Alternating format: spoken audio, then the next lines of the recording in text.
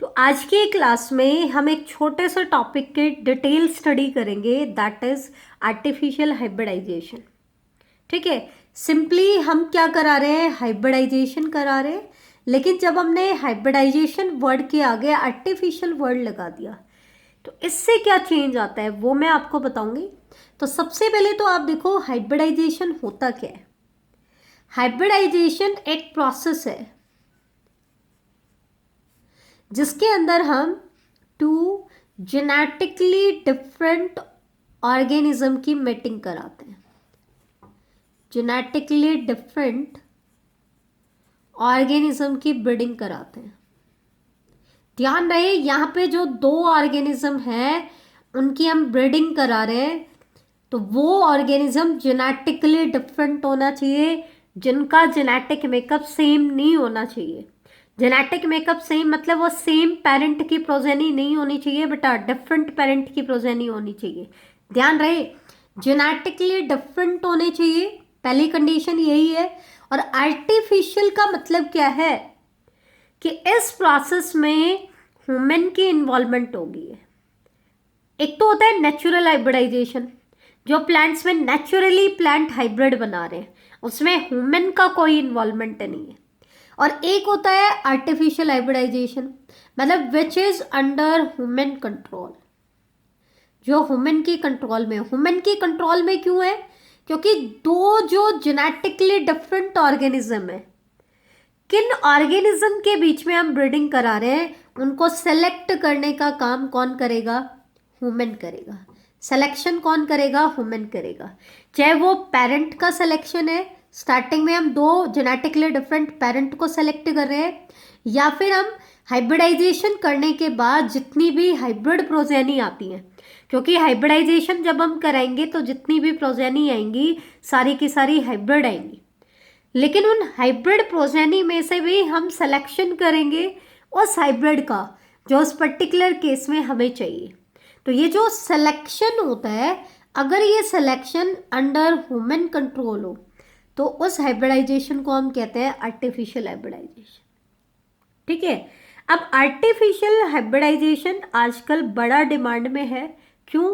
क्योंकि हम हमेशा कहते हैं कि hybrids are superior than their parents, कि हमेशा हाइब्रिड जो होते हैं वो अपने पेरेंट्स से सुपीरियर है। ठीक है, तो इसलिए हम चाहेंगे कि हमारे पास हाइब्रिड मिले हमें, क्योंकि वो सुपीरियर होते हैं अपने पेरेंट्स से। ठीक है, दूसरी चीज क्या है कि अब हम आर्टिफिशियल हाइब्रिडाइजेशन करें कैसे और क्यों करते हैं। तो आर्टिफिशियल हाइब्रिडाइजेशन हम क्यों करते हैं बेटा? आर्टिफिशियल हाइब्रिडाइजेशन एक क्रॉप इंप्रूवमेंट की टेक्निक है। ये क्या है? क्रॉप इंप्रूवमेंट की टेक्निक है।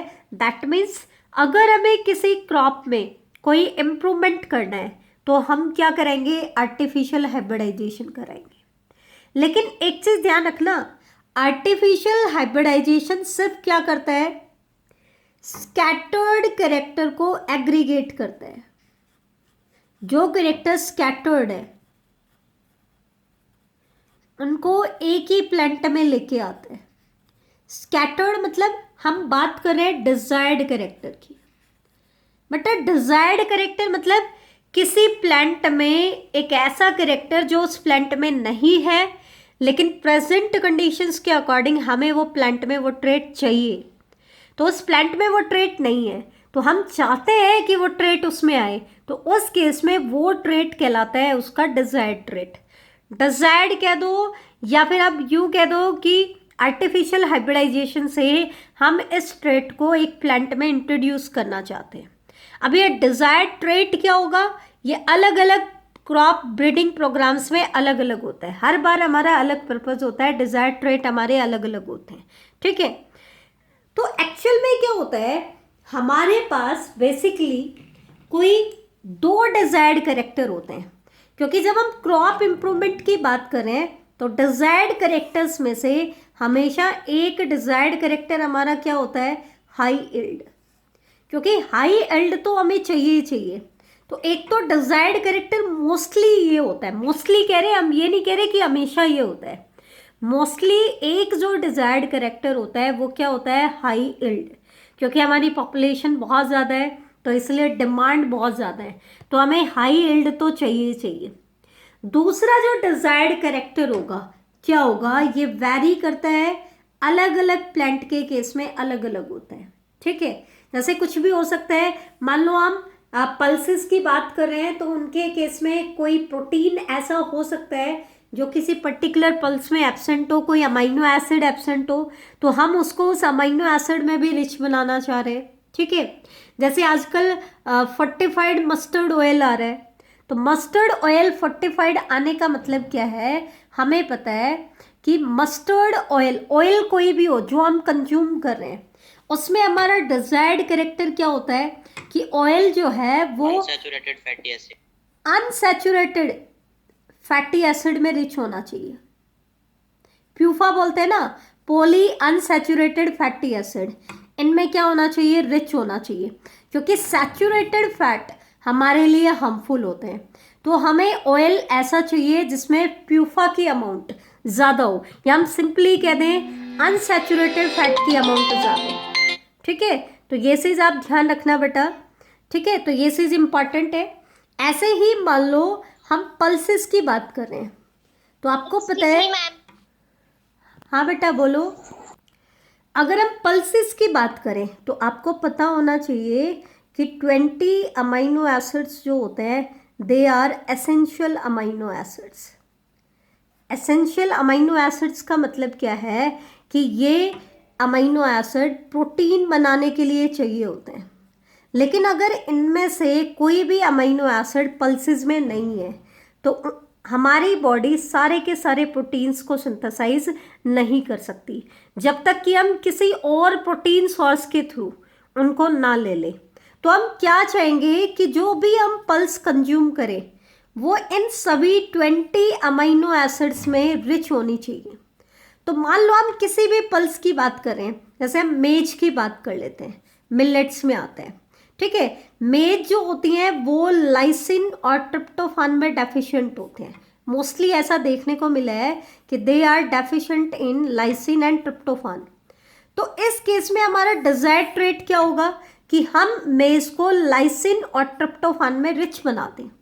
कहने का मतलब क्या है, हर बार हमारा पर्पस क्या होता है, अलग अलग होता है। तो डिजायर्ड ट्रेट मोस्टली एक तो हाई यील्ड वाला होता है और दूसरा कोई और डिजायर्ड ट्रेट होता है। अब बात आती है कि हाइब्रिडाइजेशन स्कैटर्ड कैरेक्टर को एक साथ लेके आता है, इसका क्या मतलब है। तो मान लो बेटा हम बात कर रहे हैं ऑयल की, तो एक तो ऑयल हाई यील्डिंग होना चाहिए और दूसरा अनसैचुरेटेड फैट में रिच होना चाहिए, ठीक है। अनसैचुरेटेड फैट में क्या है, रिच है। तो सबसे पहली चीज तो आर्टिफिशियल हाइब्रिडाइजेशन एक ब्रीडिंग का मेथड है। किसका मेथड है, ब्रीडिंग। इसका मतलब ये दोनों कैरेक्टर सेम प्लांट में होने चाहिए, सेम प्लांट स्पीसीज में होने चाहिए। मतलब हम वीट की बात कर रहे हैं तो आपके पास ऐसी वीट वेराइटीज होनी चाहिए जो हाई यील्डिंग हो और जो अनसैचुरेटेड फैट में रिच हो। तो ये चीज आपने नोटिस की होगी कि अलग अलग प्लांट में डिजायर्ड कैरेक्टर क्या होता है, अलग अलग होता है। अब हम बात कर लेते हैं स्कैटर्ड कैरेक्टर का मतलब क्या है। तो हमने देखा कि एक तो हाई यील्डिंग डिजायर्ड कैरेक्टर होता है यूजुअली, और दूसरा कोई और डिजायर्ड कैरेक्टर होता है, जैसे ऑयल के केस में अलग है, पल्सेस के केस में अलग है, ठीक है। और बाकी आप कुछ और की बात करोगे तो उनके केस में अलग होगा, तो सबके केस में अलग अलग पर्पज होता है। तो स्कैटर्ड का मतलब क्या है कि ये दो डिजायर्ड कैरेक्टर दो डिफरेंट प्लांट में, किसमें है, दो डिफरेंट प्लांट में, लेकिन हमें क्या चाहिए, ये एक ही प्लांट में चाहिए। इसलिए हम क्या कर रहे हैं, आर्टिफिशियल हाइब्रिडाइजेशन कर रहे हैं। मतलब नेचर में ये ट्रेट उस प्लांट स्पीसीज में ऑलरेडी एग्जिस्ट कर रहा है। ध्यान देना, ऐसा नहीं है कि वो ट्रेट नेचर में है ही नहीं, उस प्लांट स्पीसीज में वो ट्रेट ऑलरेडी एग्जिस्ट कर रहा है। लेकिन डिफरेंस क्या है कि वो ट्रेट दो अलग अलग प्लांट में, हमें वो दो डिजायर्ड कैरेक्टर एक ही प्लांट में चाहिए। इसके लिए हम क्या करते हैं, हाइब्रिडाइजेशन करते हैं। अब क्वेश्चन आता है कि हाइब्रिडाइजेशन करे कैसे। तो बेटा जो फ्लावर बाइसेक्सुअल होते हैं उनमें इसका मेथड अलग होता है। बाइसेक्सुअल फ्लावर कंटेनिंग प्लांट, इसके स्टेप्स अलग होते हैं। वो क्या होते हैं वो मैं आपको बताऊंगी। और दूसरा यूनिसेक्सुअल फ्लावर जिन प्लांट्स में होते हैं उनके केस में अलग स्टेप होते हैं। तो unisexual flower containing plants,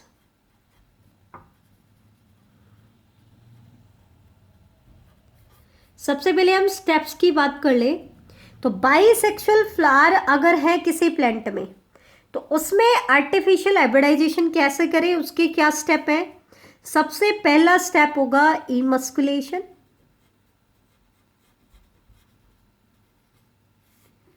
second step होगा बैगिंग।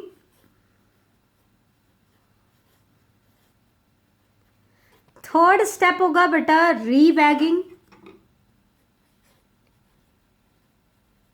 और फोर्थ स्टेप होगा डिजायर्ड पॉलिनेशन।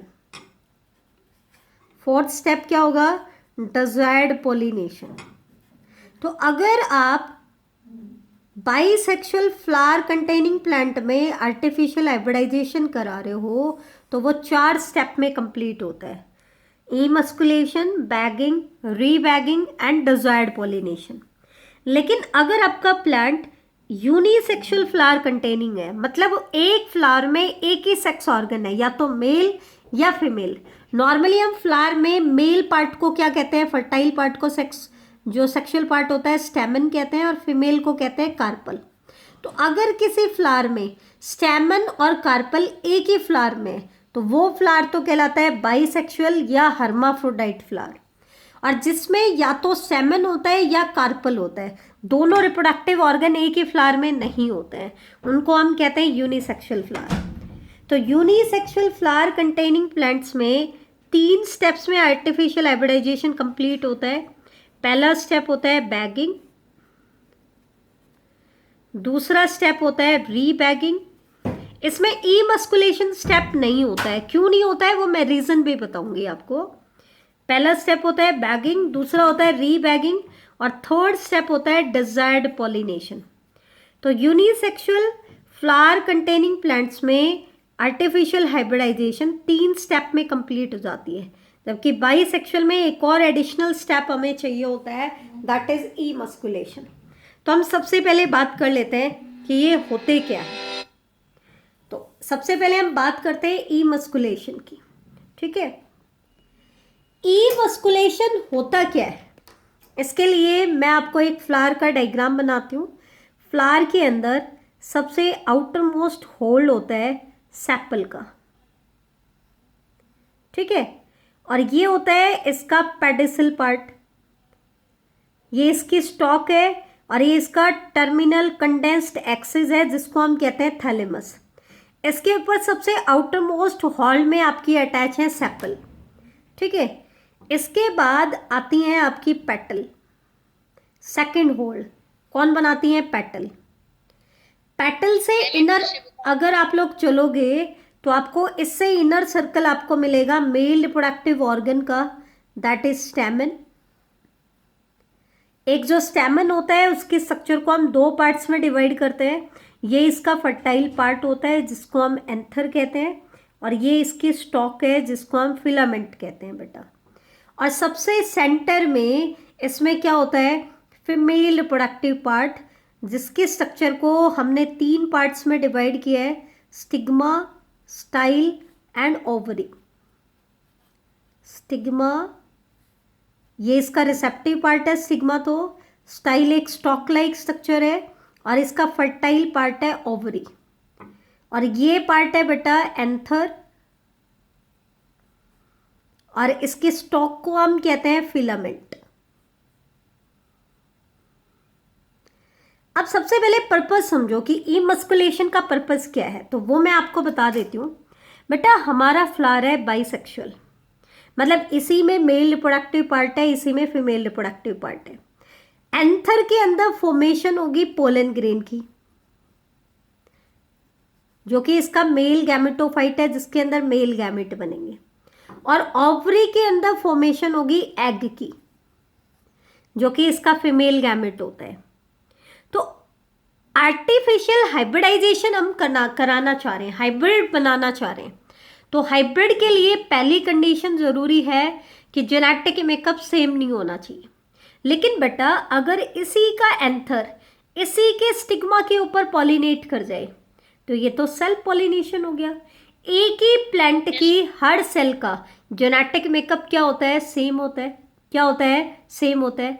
तो इसका मतलब तो पॉलन ग्रेन के पास जो जेनेटिक मैटर है सेम किसके पास है? आपके कार्पल के पास भी है। तो ये तो सेम जेनेटिक मैटर हो गया, और हमें तो दो जेनेटिकली डिफरेंट ऑर्गेनिज्म के बीच में मैटिंग करानी थी। दैट मीन्स इससे तो अगर ऐसा होता है, सेल्फ पॉलिनेशन हो जाता है, तो हमारा हाइब्रिड तो बनेगा ही नहीं। तो हमें क्या करना है बेटा, इसके अंदर से ये इसका एंथर पार्ट रिमूव कर देना है। एंथर पार्ट को क्या कर देना है? रिमूव। इसके अंदर जितने भी एंथर है उनको हमें रिमूव कर देना है। एंथर के रिमूवल को ही हम क्या कहते हैं? Emasculation. Removal of stamen is called emasculation, क्योंकि स्टेमन क्या है? इसका मेल रिप्रोडक्टिव पार्ट है। क्योंकि हम सेल्फ पॉलिनेशन नहीं कराना चाहते, तो हमें क्या करना पड़ेगा, इस प्लांट का, जिस प्लांट का आपको फीमेल पार्ट चाहिए, उस प्लांट के फ्लावर में से आपको स्टेमन को रिमूव कर देना है। किसकी हेल्प से? एक फॉर्सेप की हेल्प से। और ये प्रोसेस कहलाएगा ई मस्कुलेशन। हम ई मस्कुलेशन क्यों करना चाह रहे हैं? क्योंकि हम नहीं चाहते कि इसी के पॉलन ग्रेन इसी के स्टिग्मा पे अटैच हो। दैट मीन्स हम प्रिवेंट कराना चाहते हैं सेल्फ पॉलिनेशन को। हम नहीं चाहते कि सेल्फ पॉलिनेशन। अब आता है बैगिंग। अब जब हमने स्टेमन को रिमूव कर दिया तो पीछे कौन सा पार्ट बचा? आपका स्टिग्मा, स्टाइल एंड ओवरी, क्योंकि हम ई मस्कुलेशन कर चुके हैं। जबकि फ्लावर हमारे कैसे थे? बाइसेक्सुअल थे, लेकिन हमने स्टेमन को रिमूव कर दिया। तो अब आपके पास क्या बचा है बेटा? आपके पास ओवरी वाला पार्ट बचा है, मतलब कार्पल बचा है, आपके पास पेटल्स हैं और आपके पास स्टेमन है। ये पार्ट आपके पास बचा हुआ है। तो अब हमें क्या करना है, क्योंकि स्टिग्मा होता है कार्पल का रिसेप्टिव पार्ट। रिसेप्टिव पार्ट मतलब जो पॉलन ग्रेन को रिसीव करेगा। हमें क्या करना है, इस पार्ट को बटर पेपर से या मसलिन क्लॉथ से कवर करना है। पॉलीथीन बैग से नहीं करना है बेटा। हम पॉलीथीन बैग को प्रेफर नहीं करते हैं ज़्यादातर, ठीक है। हम इसको किससे कवर कर देंगे? बटर पेपर से या मसलिन क्लॉथ से हम इसको कवर कर देंगे। स्टिग्मा को बटर पेपर से कवर करना, ये प्रोसेस क्या कहलाता है? बैगिंग। अब हम बैगिंग क्यों करते हैं? स्टेमन तो हमने हटा ही दिया था, तो दैट मीन्स सेल्फ पॉलिनेशन होने के तो कोई चांस थे ही नहीं, तो फिर हमने बैगिंग क्यों किया? अब इस प्लांट के साथ इस फ्लावर का तो हमने हटा दिया, लेकिन इस प्लांट में और भी तो फ्लावर होते होंगे जिनका पोलन इसके स्टिग्मा पे आकर के अटैच हो सकता है, या इसके साइड में कोई प्लांट है उसका पोलन इसके ऊपर आकर के अटैच हो सकता है। हम अनडिजायर्ड पॉलिनेशन नहीं कराना चाहते। हम नहीं चाहते कि कोई भी पोलन आकर के इसके ऊपर अटैच हो। तो टू अवॉइड अनडिजायर्ड पॉलिनेशन, बेटा यहाँ पे मैंने बताया था कि हम सिलेक्शन करेंगे। सिलेक्शन किसका करेंगे? कि किस मेल पार्ट की मेटिंग किस फीमेल पार्ट के साथ करानी है। तो हमें सिर्फ उसी के साथ इसका पॉलिनेशन कराना है, किसी अनडिजायर्ड के साथ नहीं। तो उसको अवॉइड करने के लिए हमने इसको बैग कर दिया। फिर हम क्या करेंगे बेटा? रीबैगिंग से पहले थर्ड स्टेप बेटा पहले आएगा डिजायर्ड पॉलिनेशन। ये मैंने गलती से बता दिया, ध्यान से देखना। थर्ड स्टेप क्या आएगा? आपका डिजायर्ड पॉलिनेशन। ये चीज ध्यान देना। डिजायर्ड पॉलिनेशन का मतलब क्या है? जब आपका स्टिग्मा पार्ट मैच्योर हो जाता है, स्टिग्मा की मैच्योरिटी को हम कहते हैं कि स्टिग्मा रिसेप्टिव हो जाता है। रिसेप्टिव मतलब अब ये पोलन ग्रेन को रिसीव कर लेता है। तो जिस प्लांट के पोलन आप अटैच कराना चाहते हो, उसके एंथर से उसके पोलन को आपको लेना है और इसके बटर पेपर को हटाना है, इसके स्टिग्मा पे उनको डस्ट करना है, मतलब लगाना है, उसकी डिपोजिशन करानी है। और डिपोजिशन कराने के बाद डिजायर्ड पोलन डालने के बाद हम स्टिग्मा को फिर से पेपर से कवर करेंगे। उस प्रोसेस को हम क्या कहेंगे? रीबैगिंग। क्या कहेंगे? रीबैगिंग। क्यों? मैं एक फिर से बताना। सबसे पहले हमारे पास बाइसेक्सुअल फ्लावर है। एक फ्लावर में दोनों सेक्स ऑर्गन है, मेल भी और फीमेल भी। मेल थर्ड हॉल बनाता है, फीमेल सेंट्रल हॉल बनाता है। लेकिन हमें क्या कराना है? हाइब्रिडाइजेशन कराना है। इसलिए हमें सेम पोलन को सेम स्टिग्मा पे अटैच नहीं कराना है। एक ही फ्लावर के और एक ही प्लांट के पोलन और स्टिग्मा के बीच में मेटिंग नहीं करानी है। तो हमें क्या करना पड़ेगा? इस फ्लावर का या तो स्टेमन पार्ट चाहिए या स्टिग्मा पार्ट चाहिए। तो मान लो इस फ्लावर का हमें फीमेल पार्ट चाहिए, ठीक है? तो फीमेल पार्ट चाहिए तो हमें इसके स्टेमन को रिमूव करना पड़ेगा। तो इसके स्टेमन को फॉर्सेप की हेल्प से रिमूव करना, ये क्या कहलाता है? ई मस्कुलेशन कहलाता है। आपने जब ई मस्कुलेशन कर दिया तो आपका फ्लावर ऐसा हो गया। तो ई मस्कुलेशन तो हमने क्यों कराया? क्योंकि हम इसी के स्टेमन को, इसी के पोलन ग्रेन को इसी के स्टिग्मा पे अटैच नहीं कराना चाहते। बेटा स्टेमन को रिमूव करते हुए एक चीज ध्यान रखना कि आपको स्टेमन को रिमूव कब करना है? उसके एंथर के मैच्योर होने से पहले, एंथर के डेhiscence से पहले। अदरवाइज अगर एंथर ने पोलन ग्रेन रिलीज कर दिए तो जिस पर्पस के साथ हम स्टेमन को रिमूव कर रहे हैं वो पर्पस पॉसिबल होगा या नहीं होगा, कोई गारंटी नहीं है। तो एंथर मैच्योर हो उससे पहले ही स्टेमन को रिमूव करना है, ठीक है? फिर हमारे पास ऐसा फ्लावर आ गया। अब हमें क्या करना है? इसके स्टिग्मा को कवर करना है। सिर्फ स्टिग्मा को क्यों कवर करना है? क्योंकि पोलन ग्रेन को रिसीव कौन करेगा? स्टिग्मा। यही है रिसेप्टिव पार्ट। तो हमें इसके स्टिग्मा को कवर करना है with the help of butter paper. ये कहलाता है बैगिंग। बैगिंग क्यों करें? क्योंकि हम नहीं चाहते कि कोई भी पोलन आकर के इसके ऊपर अटैच हो। हम चाहते हैं कि जिस पोलन को हम इसके ऊपर डिपॉजिट कराना चाहते हैं सिर्फ वही पोलन इसके ऊपर अटैच हो। तो इसके लिए हमने बैगिंग कर लिया। फिर हम क्या करेंगे? Desired pollination. भाई जिस पोलन को आप स्टिग्मा पे अटैच कराना चाहते हैं उस पोलन को आप लेके आओगे और इसके स्टिग्मा के ऊपर ला करके डिपॉजिट कर दोगे, ठीक है? जैसे ही आपने स्टिग्मा के ऊपर ला करके डिजायर्ड पोलन को डिपॉजिट किया, इसको फिर से बटर पेपर से कवर करना है। ये प्रोसेस कहलाएगा रीबैगिंग। तो रीबैगिंग कब करेंगे? After desired pollination. ये क्यों किया? रीबैगिंग क्यों किया? क्योंकि कई बार क्या होता है, जो पोलन बाद में अटैच हुआ उसकी जर्मिनेशन की एबिलिटी फास्ट होती है, तो इस वजह से जो पहले डिपॉजिट हुआ वो फर्टिलाइज नहीं कर पाता है, बाद वाला फर्टिलाइज हो जाता है, ठीक है? तो डिजायर्ड पॉलिनेशन के बाद भी हम रीबैगिंग करेंगे।